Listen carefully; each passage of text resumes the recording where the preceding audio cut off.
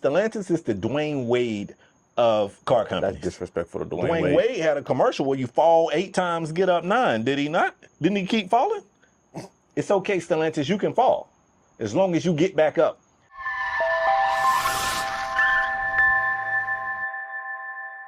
What's good, y'all? It's Cam. And it's Spade. And we are back with another Two Brother Automotive News episode. For Spade. sure. You want to kick us off today? Well, you ain't telling what number this is. This is number 22, I believe. 22. Big Okay. Deuce. Emmett Smith number. Yeah. Spade. I'm starting there. You starting there. What we doing? I mean, it's up to you. It's up to me? All right, I'm starting there. Okay. Spade. What if I told you that we could take this here plastic water bottle and make gas out of it? Yeah. That would be cool. Seem very skeptical. Yeah. All right, what is he getting at? Yeah. Spade. A 22-year-old Atlanta native from your neck of the woods named Julian Brown has created what he's calling plastiline.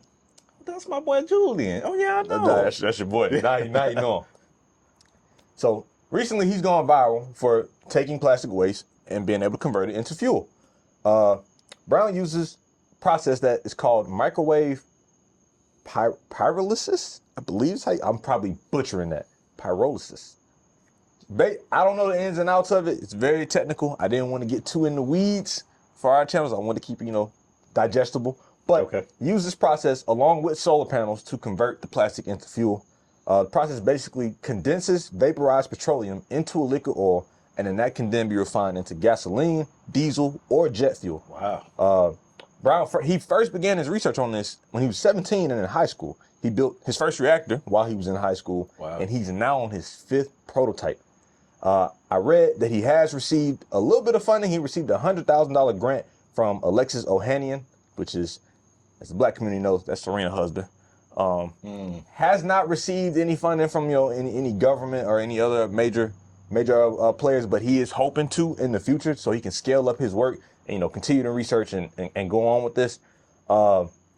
He has had scientists test his fuel. He's also been able to test his fuel in some cars, and he claims that he's been told that his diesel was cleaner emissions-wise than traditional diesel. Despite multiple setbacks, of course, because young black kid taking this on, can only imagine what he's been through. He's been through cyber attacks. He's even had helicopters running surveillance on his property with all this stuff going on. Brown is still dedicated to, making sure he sees this plastiline product all the way through the finish line.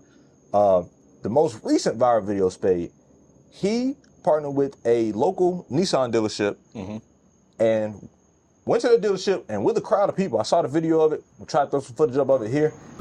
Plastiline 2023 Scat Pack right here.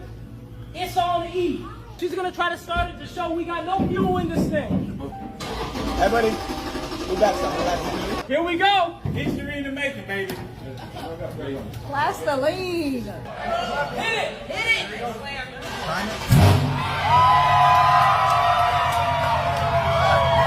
Got a Dodge Scat Pack to run off his plastiline gasoline. They emptied the Dodge of traditional gasoline. He basically, he showed himself, pouring the plastiline in there, cranked the car up, it started running. I saw they drove. Where was this? This was a Nissan dealership in Duluth. And they had a Scat Pack engine in there? I guess Nissan, what y'all cooking up? That's the real story here. Yeah. I'm sorry. I don't know if it was a dealership car or they brought somebody else's car that he had there. I'm sorry. I'll stand down. But they did it there. It was a crowd of people. It was, it was a whole big thing. It was cool. People watched him achieve this big accomplishment of, getting a gas guzzling V8. I think it was a Scat Pack. It was a V8, I believe. Muscle car to run off of, New Orleans. That's that's a feat. So yeah, for sure. Spade, this made me want to look up, what would be the big benefits here? On average, annually, and globally, we produce around 350 million tons of plastic waste, Spade. That is insane. A lot of that plastic waste, you see, it goes into the oceans, a lot of, fish and penguins, in Antarctica, they get caught up in it, and it's a, big deal for them. And, we all in this big, not waste not being wasteful. That's the reason y'all got me drinking out of them godforsaken paper Worst paper invention straws in the world. I hate them. But yeah, man, this to me is a more efficient way to get rid of that waste. Like, hey, man, being able to turn some plastic into gas. I wasn't able to find like, a ballpark of like how much it would cost compared to like, traditional gasoline and traditional jet fuel oil and all that stuff. So that part I'm a little unknown of. But I think it is amazing to see, just quite frankly, like a young black kid being able to do something like this at such a young age. Like, buddy younger than me. Sure. Like, and he making gas out here. Like, I feel like I've accomplished some pretty cool things in my life, but I ain't turned no water bottle into gasoline. Like, that's something to be applauded. Hell of an achievement. Julian, if you somehow see this video, thumbs up to you, brother. Keep going. Proud of you. But yeah, Spade, what are your thoughts on this? My mind's all over the place. I have heard of similar stories. Obviously not plastic, but there was a guy who could do. I've heard somebody trying water and something like that. Water. Yeah. I don't want to like fearmonger. First thing I want to say is I hope to keep some security around that, brother. First of all, Facts. because I mean you are flirting with an invention that could take down $1 billion industry, a multi-billion dollar industry, maybe even $1 trillion industry. Yeah. Right. So, once we get outside the negative thing, absolutely amazing. Now I'm gonna say something that might be a bit sacrilegious here, but for the car community, turning plastic to fuel, that's almost like turning water to wine. I mean, we gotta put this guy in the car Bible or something. Like, this is really amazing. But no, it's absolutely amazing, man. And I'm always, as an older guy, man, I'm always like, I'm just impressed whenever young people take all of the advances that's been made and they still, like, how difficult it is to be the first to do anything in this, in this day and age. So, to do something like this is dope. So I hope it goes well. I hope he gets funded. I hope he, I hope he's safe, and I hope he pushes this thing to a level where we have options, because gas is still, EVs is trying to, what I'm saying, shake shit up, main thing. but it's still a monopoly out here, man. And, just give us options. I would love to be able to decide whether or not I want my next car to be gasoline, diesel, plastiline, EV, hybrid. Like, give me as many options as possible. So I think it's dope. Yep, for sure. And like, at the worst, it does something to address the waste issue that we got with plastic, because it is still an issue. Let me tell you something. Them paper straws ain't doing a damn thing. Nah, that ain't it. It's still mad plastic running around here. Only thing you're doing is messing up my drink. For facts. But yeah, man, Julian, props to you. This is a great achievement. But yes, but I wanted to shed light on that, because I'm like, you don't see stuff like this often. I feel like I had to do justice by him and bring this news to the people. Yeah, for sure. That's all I got for that topic. All right. As I promised last episode, man, I'm in my truck mode. So I have more truck news for you guys. This time, unfortunately, this is going to affect Toyota. Uh-oh. And I know, like, I give Toyota a whole bunch of bad news love. in Toyota? It's a little bit of bad news, but nothing too crazy. Toyota does have a recall that's affecting the 2025 Tacoma models. It's going to affect about 6,000 of these models, and it has something to do with bad drive shaft joints. And this is for 4-wheel drive models. Let me stop you. Then the last video, when you did the MDS one, wasn't this like one of the best-selling vehicles? Absolutely. Okay. And it should be one of the best-selling vehicles. Okay. Right? Yeah, they, probably got an issue with drive shaft joint for 4-wheel drive models. This issue is expected to affect about 6,000 vehicles. That's a lot of vehicles. Settle down, settle down. Here's what Toyota's telling you to do. If you have one of the affected vehicles, they're going to contact you. They're going to tell you to bring it in. They're going to fix it at no cost to you. They don't take good care of you, man. You ain't got nothing to worry about, man. It's Toyota. But if you were wondering, what just might happen?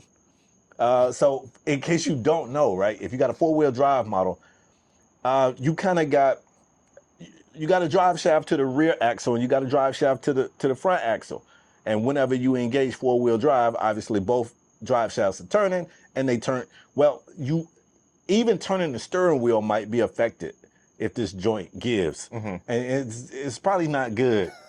You probably want to turn. It's almost kind of like when power steering going out, it get a little. It's very similar. It's very similar, and you probably want to turn. So it is a serious matter. But as we've said on this show many times before, recalls happen. Obviously, you never want to have a vehicle and it's being recalled for something, especially something as scary as this. But you know, it does happen, and I have a responsibility to report the news, and that is the news. Cam, how you feel about this? Does this change the way you feel about Toyota? No, like, I mean, how often do we hear about a Toyota recall? Like, and even when they have stuff, I think this is probably the most severe Toyota recall I've heard of in recent years. And like I said, Toyota, they get it down pat because they build great cars and they have good customer service. You get a lot of times people will be like, oh yeah, we know this is kind of bad, but we're going to wait for people to find out on their own before we issue an actual recall. Where it's like, nah, like we see the issue, hey, if you got one and you ain't seen this issue crop up yet, still bring it in, like, and we going to fix it. No questions asked. Bring the car in, we got you, boom. And they probably gonna take care of you getting a rental or something like that while you waiting on your car to get fixed. So yeah, Toyota's still gonna be at the top reliability wise. Lexus still gonna be at the top reliability wise. Like I just hinted at Spade, this car is still selling like hotcakes. It's still gonna do that because it's the 4-wheel drive model, but it don't sound like it's affecting the 2-wheel drive, the rear-wheel drive model. So still fine on that end. Yeah, I'm not scared of how Toyota is gonna handle this or how they recover from this. I don't even think this is gonna make a dent in the Toyota reputation. It's just one of them little things, you know. Like I say, even you know, players mess up too. So it is what it is. But you know what? I kind of want to double down on something you said. And listen, I know we sound like Toyota fanboys at this point. I don't want to shoot them any bell. Like they got us on a Toyota, so like that should show you how we feel about their quality. I just give them they props. Yeah, but. Yeah, this is very serious. I just looked again and said there's 2 possible things that you could look for if this happens. One, you can have some difficulty turning the truck, and again, this is just for the 4-wheel drive models, but you may have difficulties putting the truck in park. So even if you turn it off, you might have to put your e-brake down. If you put it in park, the truck could still roll. So that's pretty bad. Yeah. But to kind of double down on what you said, this is 2025. So 2025 models, it caught it in the same year. You know how many times like you know, recalls be for like older, it'll be like 4 years. I think 2018 models. Some episodes ago when I was listening off that GMC thing, it was going back to like 2020. It's like, it's like 2020 models. It's like, damn, y'all just found that now? Yeah. So, you know, I think it's good that they found it as quick as they did. Get it taken care of. Yeah, that thing gonna be fine. Truck news, man. Truck news. Yeah, so a little bit of down news, but not. They got it fixed. They know what it is. You be all right. All right, Spade. My next topic is somewhere I typically do not go, and somewhere he always goes. We going to the Americas, and we specifically going to your guys, Stellantis and Dodge. Oh, nice. And this is probably gonna be good news. This is great. Gonna be good news. Dodge allegedly is giving up on the EV charger, but not the EV charger completely. They're giving up. And again, this is alleged. I'm gonna get into that a little bit later. They're allegedly giving up on the flagship charger, which is called the Banshee EV. And I'm gonna ask you: is the Banshee was that used as a top trim for the non-EV charger? I feel like no. No. It's the Scat Pack the highest trim? Or you count like the Jailbreak or one of them? The highest trim is the Demon. Demon. Then it was Hellcat, but it had multiple variants. So Banshee's EV specific. Nah, we'll need to hold it. I can break it down for you. No, we won't need that. I'm here to help. Okay, but this is specifically about the flagship Charger Banshee EV. Like I said, it was the top trim of the EV Charger lineup. It is whispers coming that this comes as Stellantis is pivoting from their heavy EV investments and then return back to beloved Hemi V8s. Now, Spade touched on Dodge going back to Hemi V8s in a different Dodge vehicle the last episode. So if you don't know what I'm talking about, go watch the last episode and you'll see how these things kind of go together. But as I said, this is alleged. The whispers are coming from supplier channels. Stellantis has not officially confirmed or denied these claims. But when Stellantis was asked about this news, this is what they said. Start quote. Stellantis continues to reassess its product strategy to align with consumer demand. Our plan ensures we offer customers a range of vehicles with flexible powertrain options that best meet their needs. With the great news announced in July that Stellantis is bringing back its iconic SRT performance division, it follows that we are also reviewing the plan for future SRT vehicles. End quote. You know what the young people do? All right, go ahead. Spade. Yeah. Not confirming or denying that news could mean one or two things. I'm going to take the hater approach. Wow. With Stellantis, I think they're going to take these whispers and say, maybe we should do this. They probably weren't even planning this, but maybe we should. On the other hand, and I guess maybe me being a hater here is kind of unjust. going off the news, you had other video. Maybe this is a part of why they also putting them V8s in the Ram 1500s. They might be saying, hey, throw that V8 in this new Charger because it ain't selling. Because I didn't mention that. We talked about it in previous episodes. But this Charger is not selling. That Charger is sitting. Don't nobody want no EV Charger. Even though, like I said, this is top of the trim. Dodge thought this top trim EV was going to garner the attention of their enthusiasts because of the stats, basically. It put out ridiculous power. It put out ridiculous amount of torque. It was ridiculously fast in a straight line. Like it performance-wise, it does what a muscle car is supposed to without the muscle. So, but the muscle car fans, the muscle is kind of like priority uno here, and like it is by a large gap. So yeah, Spade, I do think this is true. Whether they want to confirm or deny it, I definitely think they're gonna throw a V8 in that joint. I believe we even had some whispers about them testing like I think somebody aftermarket tested if a V8 could fit in that chassis, and I believe it could. So I don't think this is far-fetched at all. I am a little bit puzzled why they wouldn't just come out and say, yeah, they doing this, because I don't see the negative from them doing that. Outside of the money they're gonna lose from the EV pivot, but every manufacturer dealing with that at this point. I wonder if it's them just trying to gauge the interest of the Banshee. So the Banshee hadn't dropped Do yet. they need to gauge interest? But the Banshee hadn't dropped yet. Okay. It was supposed to be the Mac Daddy. It was supposed to be the one. Mm-hmm. It was supposed to be crazy. But to your point, every other trim of this EV Charger is sitting. And so they got to be like, you know what, we should pivot from this. But I wonder if it's a part of them waiting to see, like, or did these just not go crazy enough? Mm-hmm. Would the Banshee go crazy enough? You think they got whips coming out like, we might get rid of this, and yeah, they want to see people be like, no. Nah, yeah, well, right. So you got to tease it first to see if people are upset. You know, like when the pretty girl say she going to leave the party, and she be like, I'm out. And she want people to be like, no, don't leave. Yeah. But if don't nobody say, no, don't leave, then you got to walk your ass out of there. You know what I'm saying? So they waiting to see if people like, no, we want the Banshee. I don't expect they're going to get some attention seeking. What is it? No, I mean, this is still doing what they have been good at. This is them listening to the people. Let's see what the people want. Are the people going to ask for the Banshee? Do they want the Banshee to stay? If they don't, you know what? We know what they do want. These damn Hemi engines. I feel like this is like the opposite of questions that need answers. Like these are questions that have answers. Like that is fair. That is fair. Like y'all know the people don't want that EV, man. Well, like, I'm gonna take the approach that I always take. I got faith in Stellantis. Listen, man, what Stellantis has shown me, Stellantis is the Dwayne Wade of car companies. That's disrespectful to Dwayne Wade. Dwayne Wade had a commercial where you fall 8 times, get up 9. Did he not? Didn't he keep falling? It's okay, Stellantis, you can fall as long as you get back up. If Dwayne Wade can keep falling and getting back up, Stellantis can fall and get back up. I don't think LeBron running through that tunnel for Stellantis. He might. He might. And you know who he is? That damn Hemi engine, baby. We got LeBron on our team. LeBron is literally right here in the warehouse. Just start dumping that Hellcat engine, dump it in everything. Put it in the Ram, put it in the EV Charger that ain't an EV no more. I don't know if y'all still making Caravans, but drop it in the minivan too. Put a Hellcat engine in the minivan. Lord have mercy. Put it in Jeeps. Put it in the big ass Wagoneer. Put it in everything. Damn Wagoneer gonna need a 12-cylinder to pull that drink pull so that much damn brick. brick. Hey, I'm telling you, we got LeBron on our team. Nah, I like it. I hope they do go away from the Banshee. I did a quick little research, and I was like, oh, damn, the Banshee was supposed to be that one. It was supposed to be the one. It was supposed to be that one. But ain't nobody asking for it, though, you know? And this is what we talked about episode or 2 ago. Like, oftentimes, the people would be like, here's what we want. And companies would be like, I wonder if they want this. You want like, this, though.